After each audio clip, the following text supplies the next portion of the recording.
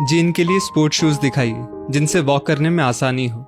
चेतन ने दुकान के सेल्समैन से कहा। सेल्समैन अंदर से 3-4 जोड़ी जूते लेकर आ गया और चेतन की मां कामिनी जी के पैरों में पहनाने लगा।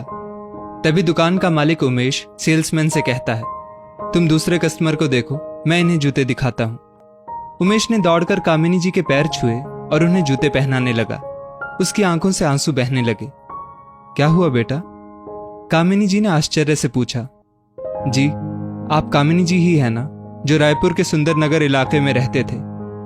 हाँ, मैं ही कामिनी हूं, पर मैंने तुम्हें नहीं पहचाना, कामिनी जी ने कहा। माँ जी, मैं उमेश। मैं और मेरी माँ आपके घर के पास वाले मंदिर के बाहर भीख मांगा करते थे। मंदिर के पास के पेड़ के नीचे दिन भर बैठे रहते थे। आप हमें अक्सर खाने पीने का सामान दे जाती थी, साथ में ओढ़ने पहनने के लिए भी। आप हमेशा मेरी माँ से कहती थी, हाथ पैर सही होते हुए भी तुम भीख क्यों मांगती हो, कोई काम क्यों नहीं कर लेती? अपने बच्चे को सम्मानजनक रोटी तो खिला सकोगी? तब मेरी माँ अक्सर यही कहती थी, भीख भले ही मत दो, पर ज्ञान तो मत बांटो। माँ आपको हमेशा उल्टा जवाब देती या चुपचाप दूर चली जाती थी, क्योंकि उन्हें भीख से इतना पैसा मिल जाता था कि उनको शारीरिक कष्ट उठाकर काम करना अच्छा ही नहीं लगता था। इसलिए आप कभी माँ को पैसे नहीं देती थी, सुबह शाम खाना जरूर दे दिया करती थी। उमेश बोला, हाँ याद आया, और तुम भी तो अपनी माँ के लाख मना करने के बाद भी मेरे उठने से पहले ही मेरे घर के आगे की सफाई कर देते थे। झाड़ू से सारा कचरा एक जगह जमा करके रखते थे। हमारी गाड़ी की सफाई कर देते थे, क्योंकि तुम्हें मुफ्त में खाना लेना अच्छा नहीं लगता था। तुम कहते थे, मैं भिखारी नहीं रहना चाहता, बड़ा होकर इज्जत से रहना चाहता हूँ। तुम्हारी आंखों में सुखद भविष्य की चमक थी।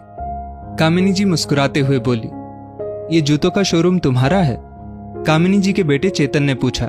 हाँ भैया, ये मेरा है, वो भी माँ जी की सीख की बदौलत कि मांगकर खाने की जगह कुछ काम करना चाहिए। उमेश बोला, इतना सब कैसे कर लिया? चेतन ने उत्सुकता से पूछा।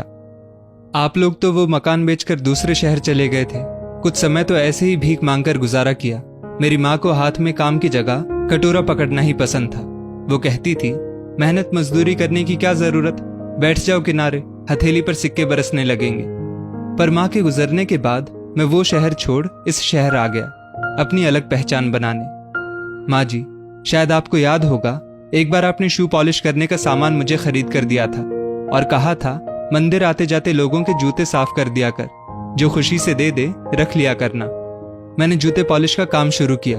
अगर छोटे काम को भी अच्छे से और मन लगाकर करते हैं तो आपकी किस्मत एक ना एक दिन जरूर चमक जाती है।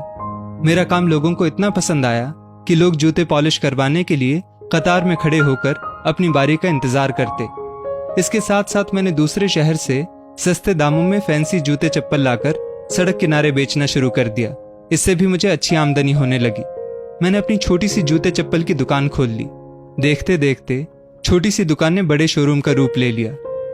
कामिनी जी ये जानकर बहुत खुश हुई कि आज उनकी सामान्य सी सहायता, छोटी सी सीख से किसी का जीवन बदल गया। दोस्तों, मानव जीवन का उद्देश्य है अपने मन, वचन और कार्यों से औरों की मदद करना। मदद करने से हमें मानसिक शांति और आनंद का अनुभव होता है। इस स्टोरी को लेकर आपकी क्या राय है, नीचे कमेंट करके जरूर बताइएगा। और ऐसी ही और भी बेहतरीन वीडियोस के लिए हमारा पेज जरूर फॉलो करें। धन्यवाद।